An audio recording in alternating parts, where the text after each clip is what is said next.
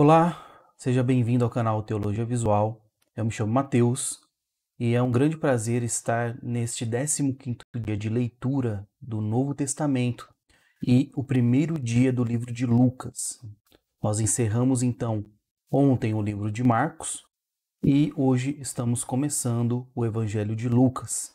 Esses três evangelhos, Mateus, Marcos e Lucas, são evangelhos sinóticos, né? Ou seja, evangelhos que têm uma estrutura similar e compartilham, por vezes, da fala, né, da escrita das mesmas passagens, né? Só que na perspectiva, na ótica ali do autor do livro, né? Por isso que eles são chamados sinóticos, né? E o livro de Lucas, ele é um maior livro entre os evangelhos, não de capítulos, né? Mateus tem 28 capítulos, ele é maior, né? Lucas tem 24, se não me engano, mas ele é o maior em volume de texto, né? Ele tem bastante detalhes, ele é bem mais literário, né? E, enfim, é um evangelho bem interessante. Então vamos ler aqui a introdução do livro de Lucas pelo próprio aplicativo, né? O autor então é Lucas, a data provável 60 depois de Cristo, né? Enquanto em relação à data sempre tem aí dúvidas, né, se realmente essa é a data ou não, né? Vocês provavelmente verão outras datas diferentes, né? Sempre tem ali uma margem de erro, digamos assim, em relação à data. A palavra-chave Filho do Homem, né, que é Jesus. As fontes é Marcos e pesquisas pessoais de Lucas, né? Marcos foi o primeiro evangelho a ser escrito, então os outros evangelhos beberam dele, né? Então é algo comum entre os evangelhos. Os principais personagens, então, Jesus, João Batista, os discípulos, os religiosos, né, e Pilatos, que é bem similar aos outros evangelhos sinóticos. Bom, resumo. Lucas começa contando sobre os pais de Jesus, o nascimento de seu primo, João Batista, a viagem de José e Maria a Belém, onde Jesus nasceu numa manjedoura, e a genealogia de Cristo. O ministério público de Jesus revela a sua perfeita compaixão e perdão através das narrativas do filho pródigo, do homem rico e Lázaro e do bom samaritano. Por fim, Jesus é traído, julgado, condenado e crucificado. Entretanto, a sepultura não pôde prendê-lo. Sua ressurreição garante a continuação do seu ministério de buscar e salvar o perdido, né? De quem está perdido. Curiosidades, né? Que o aplicativo coloca que que Lucas é o único evangelho endereçado a uma pessoa, Teófilo, né? Teófilo, que era um gentil, né? E que patrocinou, né? Essa pesquisa e essa escrita do livro. E é o evangelho com mais detalhes sobre o nascimento de Jesus, certo? Então vamos iniciar a leitura, Lucas capítulo 1. Muitos se propuseram a escrever uma narração dos acontecimentos que se cumpriram entre nós. Usaram os relatos que nos foram transmitidos por aqueles que, desde o princípio, foram testemunhas oculares e servos da palavra. Depois de investigar tudo detalhadamente desde o início, também decidi escrever-lhe um relato preciso, excelentíssimo Teófilo, para que tenha plena certeza de tudo que lhe foi ensinado. Quando Herodes era rei da Judéia, havia um sacerdote chamado Zacarias, que fazia parte do grupo sacerdotal de Abias. Sua esposa Isabel também pertencia à linhagem sacerdotal de Arão. Zacarias e Isabel eram justos aos olhos de Deus e obedeciam cuidadosamente a todos os mandamentos e estatutos do Senhor. Não tinham filhos, pois Isabel era estéril, e ambos já estavam bem velhos. Certo dia, Zacarias estava servindo diante de Deus no templo, pois seu grupo realizava o trabalho sacerdotal conforme a escala. Foi escolhido por sorteio, como era de costume dos sacerdotes, para entrar no santuário do Senhor e queimar o incenso. Enquanto o incenso era queimado, uma grande multidão orava do lado de fora. Então um anjo do Senhor lhe apareceu à direita do altar de incenso. Ao vê-lo, Zacarias ficou abalado e assustado. O anjo, porém, lhe disse: Não tenha medo, Zacarias. Sua oração foi ouvida, Isabel, sua esposa, lhe dará um filho, e você o chamará João. Você terá grande satisfação e alegria, e muitos se alegrarão com o nascimento do menino, pois ele será grande aos olhos do Senhor. Nunca tomará vinho e nem outra bebida forte, será cheio do Espírito Santo, antes mesmo de nascer. Fará muitos israelitas voltarem ao Senhor, seu Deus. Será um homem com o espírito e o poder de Elias, e preparará o povo para a vinda do Senhor. Fará o coração dos pais voltar para seus filhos e levará os rebeldes a aceitarem a sabedoria dos justos. Zacarias disse ao anjo: Como posso ter certeza de que isso acontecerá? Já sou velho e minha esposa também é de idade avançada. O anjo respondeu: Sou Gabriel e estou sempre na presença de Deus. Foi ele que me enviou para lhe trazer essas boas novas. Agora, porém, você fica mudo até os dias em que essas coisas acontecerão, pois não acreditou em minhas palavras, que se cumprirão no devido tempo.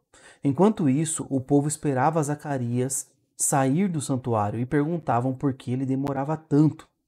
Quando finalmente saiu, não conseguia falar com eles e perceberam, por seus gestos e seu silêncio, que ele havia tido uma visão no santuário.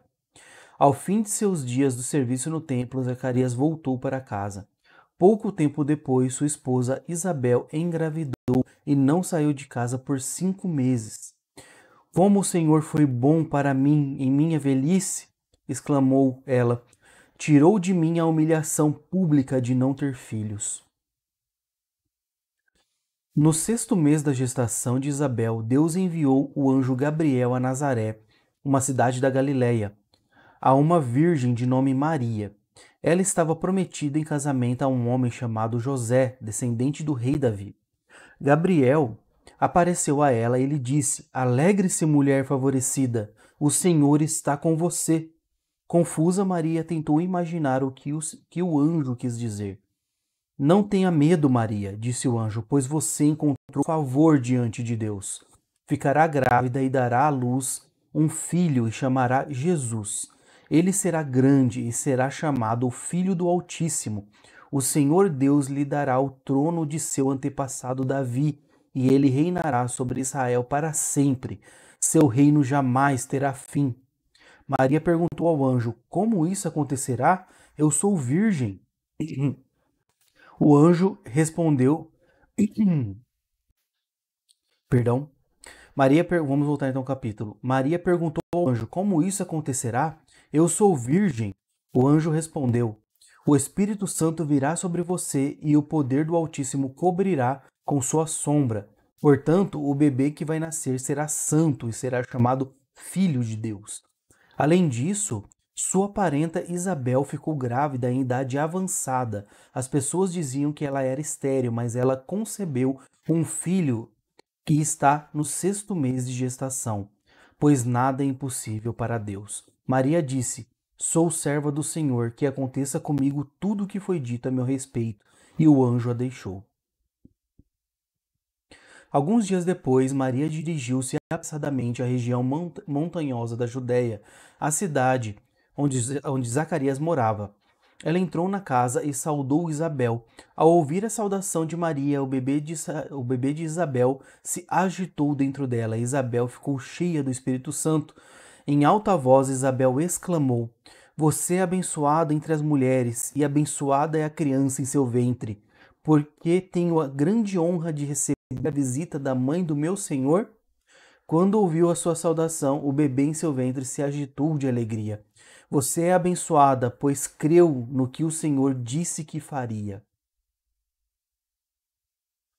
Maria respondeu: Minha alma exalta ao Senhor, como meu espírito se alegra em Deus, meu Salvador, pois ele observou sua humilde serva, e de agora em diante todas as gerações me chamarão abençoada, pois o poderoso é santo e fez grandes coisas por mim, demonstra misericórdia a todos que o temem, geração após geração. Seu braço poderoso fez coisas tremendas, dispersou os orgulhosos e os arrogantes, derrubou príncipes de seus tronos e exaltou os humildes, encheu de coisas boas os famintos e despediu de mãos vazias os ricos, ajudou seu servo Israel e lembrou-se de ser misericordioso, pois assim prometeu a nossos antepassados, a Abraão e a seus descendentes para sempre. Maria ficou com Isabel cerca de 3 meses e então voltou para casa. Chegado o tempo de seu bebê nascer, Isabel deu à luz a um filho. Vizinhos e parentes se alegraram ao tomar conhecimento de que o Senhor havia sido tão misericordioso com ela. Quando o bebê estava com 8 dias, eles vieram para a cerimônia de circuncisão. Queriam chamar o menino de Zacarias, como pai, mas Isabel disse: Não, seu nome é João. Então eles disseram: Não há ninguém em sua família com esse nome. E com gestos perguntaram ao pai como queria chamar o bebê. Ele pediu que lhe dessem uma tabuinha para Ele pediu que lhe dessem uma tabuinha, e para surpresa de todos escreveu: Seu nome é João.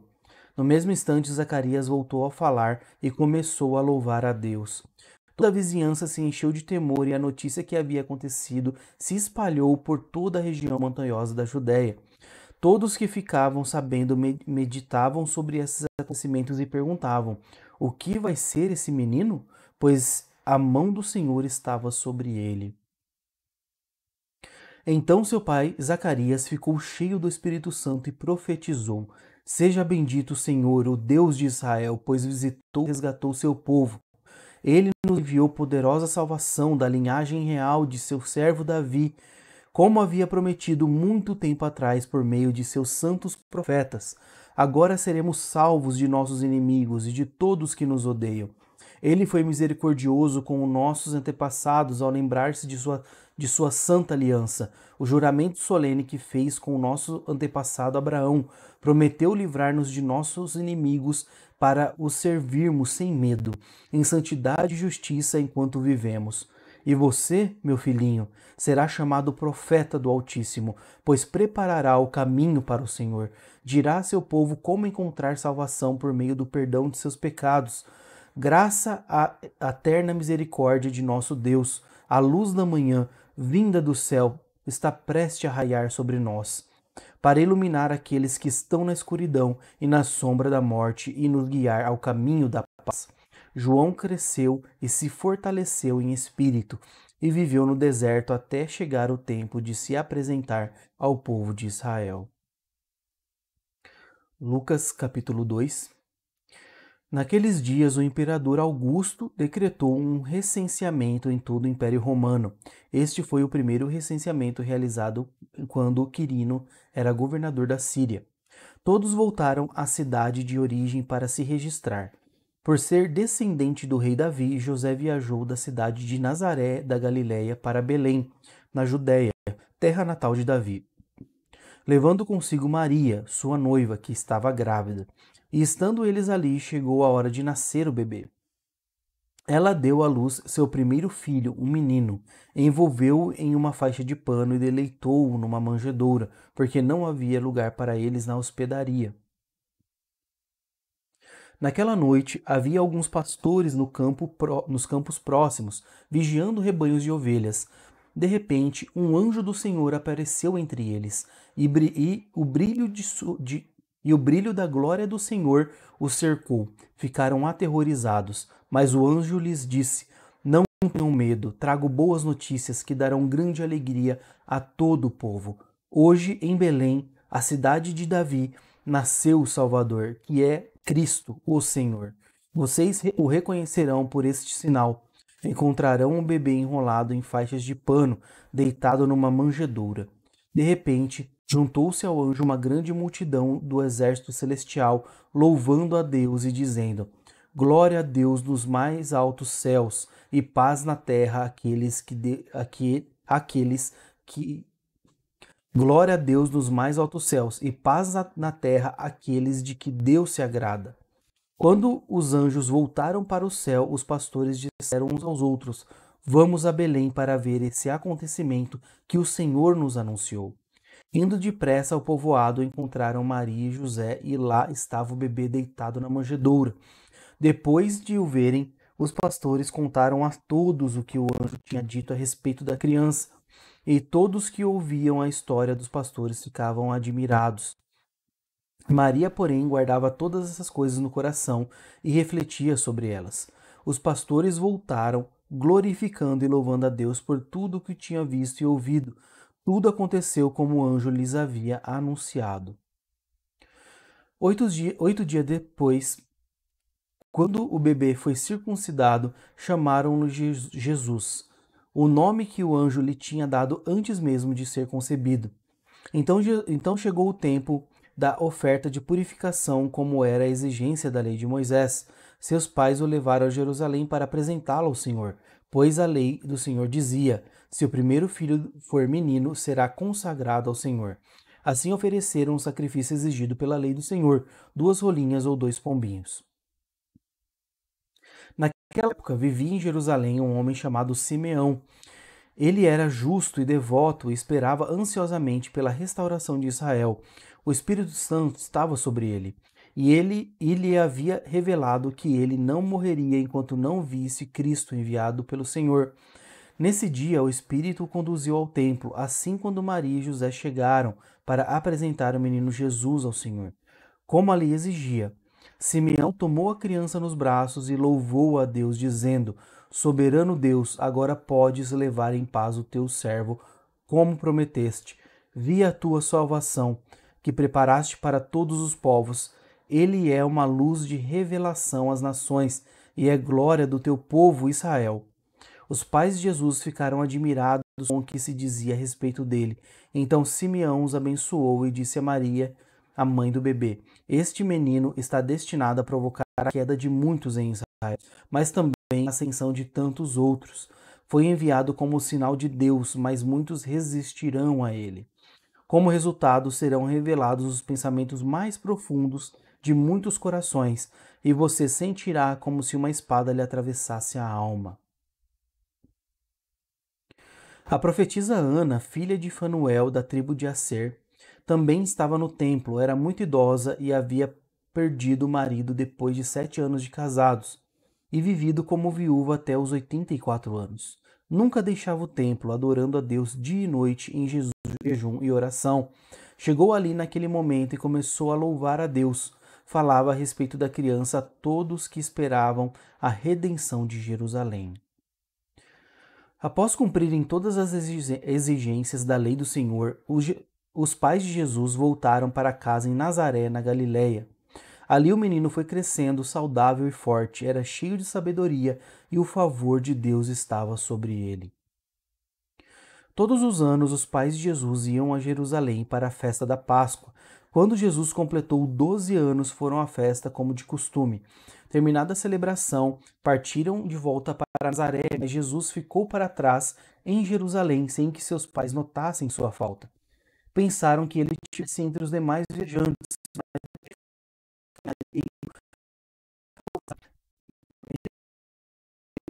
como não o encontravam, voltaram a Jerusalém para procurá-lo. Por fim de 3 dias, acharam Jesus no templo, sentado entre os mestres da lei, ouvindo-os e fazendo perguntas. Todos que ouviam se admiravam de seu entendimento e de suas respostas. Quando viram, seus pais ficaram perplexos. Sua mãe lhe disse: Filho, por que você fez isso conosco? Seu pai e eu estávamos aflitos procurando você por toda parte. Mas por que me procuravam? Perguntou ele. Não sabiam que eu devia estar na casa de meu pai? Não entenderam, porém, o que ele quis dizer. Então voltou com os pais para Nazaré e lhes era obediente. Sua mãe guardava todas essas coisas no coração. Jesus crescia em sabedoria, em estatura e no favor de Deus e das pessoas.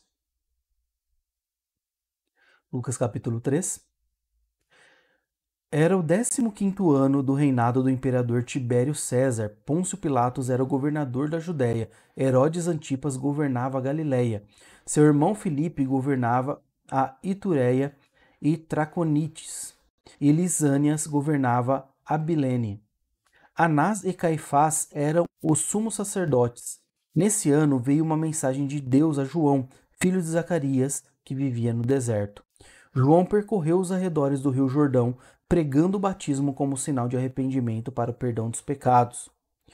O profeta Isaías se referia a João quando escreveu em seu livro: Ele é uma voz que clama no deserto: Preparem o caminho para a vinda do Senhor, abram uma estrada para ele. Os vales serão aterrados e os montes e as colinas nivelados. As curvas serão endireitadas e os lugares acidentados aplanados. Então todos verão a salvação enviada por Deus. João dizia às multidões que vinham até ele para ser batizadas: Raça de víboras, quem os convenceu a fugir da ira que está por vir? Provem por suas ações que vocês se arrependeram. Não digam uns aos outros: estamos a salvo, pois somos filhos de Abraão. Isso não significa nada, pois eu lhes digo que até dessas pedras Deus pode fazer surgir filhos de Abraão. Agora mesmo o machado do julgamento está pronto para cortar as raízes das árvores. Toda árvore que não produz bons frutos será cortada e lançada ao fogo. As multidões perguntavam: O que devemos fazer? João respondeu: Se tiverem duas vestimentas, deem uma a quem não tem. Se tiverem comida, dividam com quem passa fome. Cobradores de impostos também vinham para ser batizados e perguntavam: Mestre, o que devemos fazer? Ele respondeu: Não cobrem impostos além daquilo que é exigido. E nós? Perguntaram alguns soldados: O que devemos fazer? João respondeu: Não pratiquem extorsão, nem façam acusações falsas, contentem-se com seu salário. Todos esperavam que o Cristo viesse em breve e estavam ansiosos para saber se João era ele. João respondeu às perguntas deles, dizendo: Eu os batizo com água, mas em breve virá alguém mais poderoso que eu, alguém tão superior que não sou digno de desatar as correias de suas sandálias. Ele os batizará com Espírito Santo e com fogo. Ele já tem na mão a pá, e com ela separará a palha do trigo, a fim de limpar a área onde os cereais são debulhados. Juntará o trigo no celeiro, mas queimará a palha num fogo que nunca se apaga. João usou muitas advertências semelhantes ao anunciar as boas novas ao povo. João também criticou publicamente Herodes Antipas, o governador da Galiléia, por ter se casado com Herodias, esposa de seu irmão, e por muitas outras maldades que havia cometido. A essas maldades Herodes acrescentou outra, mandando prender João.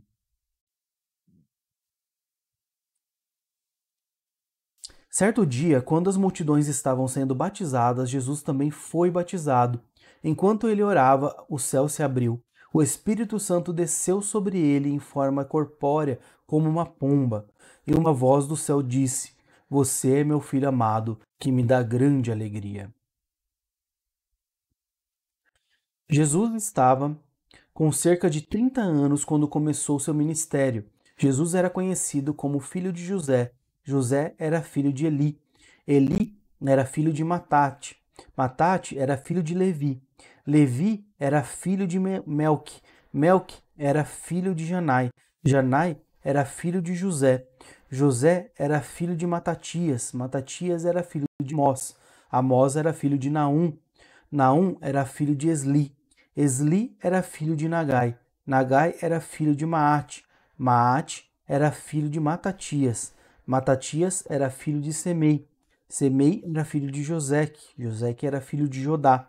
Jodá era filho de Joanã. Joanã era filho de Ressa. Ressa era filho de Zorobabel. Zorobabel era filho de Salatiel. Salatiel era filho de Neri.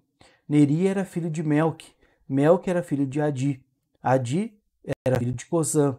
Cosã era filho de Eumadã. Eumadã era filho de Er.